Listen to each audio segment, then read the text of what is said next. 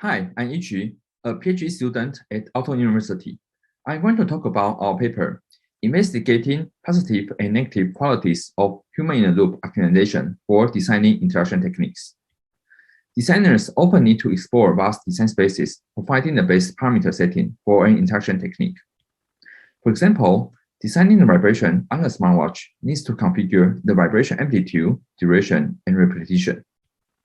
For any kind of game, a designer has to determine some factors, such as the latency of the input, the density of the obstacles, and speed, etc.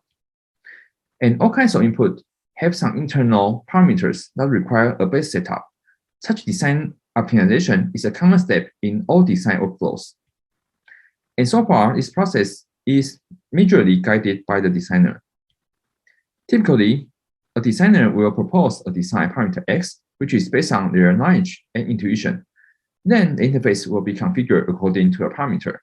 Users then interact with the interface to acquire some measured performances. Based on that, the designers then propose the next design X. This continues until a satisfying design is made. The major pros of this designer-led process is that the designer has a stronger sense of agency. However, they may be subject to confirmation bias or suffer for design fixation, thus miss the good design candidates. On the other hand, optimization methods have been advanced a lot in recent years. So another potential design process is, instead of having human designers to ideate a design candidate, we can use optimizer to search for the optimal designs. In this framework, an optimizer will propose a design, and the interface will be configured accordingly. Again, the user will interact with it, and the measurement will be provided to the optimizer.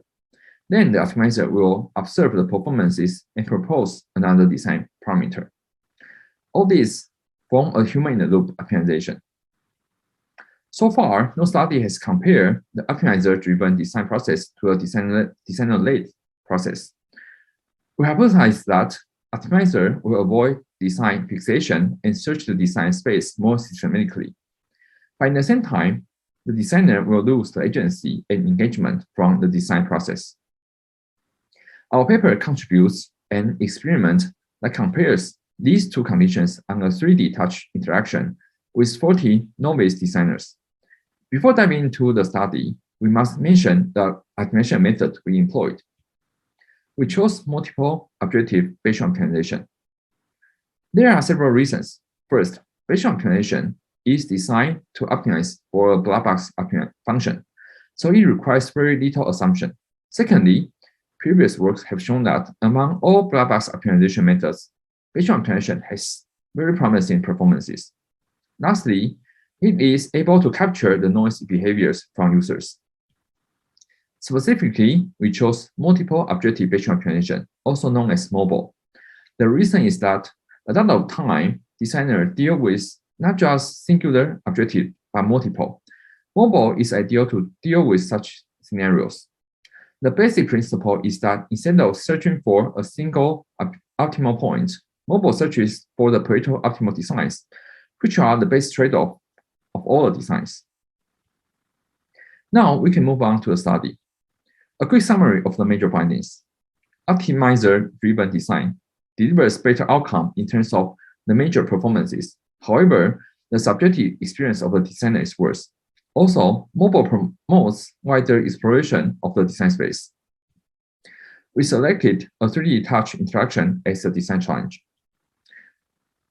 Specifically, we chose the parameter in go-go technique to be optimized. In this classic work defines a transfer function that maps a real arm vector to a virtual reality cursor. One important parameter in this go-go technique is D, which is a threshold distance. If the real hand position is within D, the virtual cursor is at the same position with the real hand. However, once the real arm exceeds this threshold D, there will be an additional parameter K to determine how fast the virtual hand will be stretched out. Besides the K and D in go-go technique, we further introduced two parameters that controls the vibration of the controller when the virtual cursor contacts the target in virtual reality. We have configured the mobile as follows. The 4 design parameters are as introduced earlier, and the range is defined by a prior study.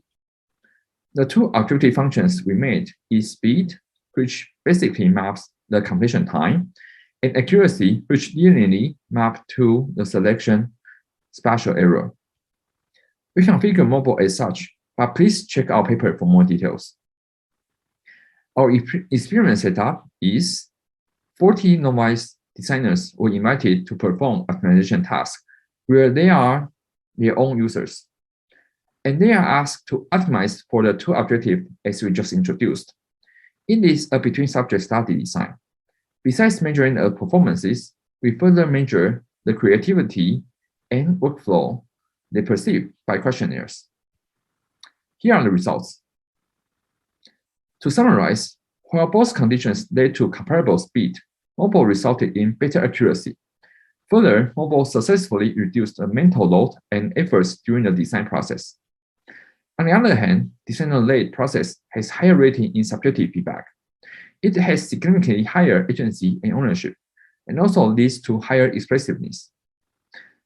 From our experiment, we learned some interesting challenges for future research to tackle. First, we encourage future research to investigate the potential of allowing the designer to steer the optimizer if needed. As we learned from the study, the designer felt loss of agency. Future process should allow the designer to prioritize the design dimensions or directions if they want. Second is the mixed initiate interaction. That is, pushing the optimizer to the background and only make suggestions or recommendations. Third, improving the transparency. Our study showed that the designer felt uncertainty with the optimizer as they cannot reason what the optimizer is attempting to do. A potential direction is to allow the optimizer to communicate whether it is exploring or exploiting to the users. Lastly, we anticipate that allowing the users to actively guide mobile performing exploration or exploitation will lead to better agency and higher search efficiency. To conclude, our paper contributes a novel experiment where optimizer-driven design process is compared to designer-led process. And the result shows that the optimization leads to better performances, but sacrifices the agency and expressiveness. The implication is that designers can indeed benefit from Bayesian optimization, but future research is needed. That's all my presentation. Thank you for your attention. Please check out paper for more details.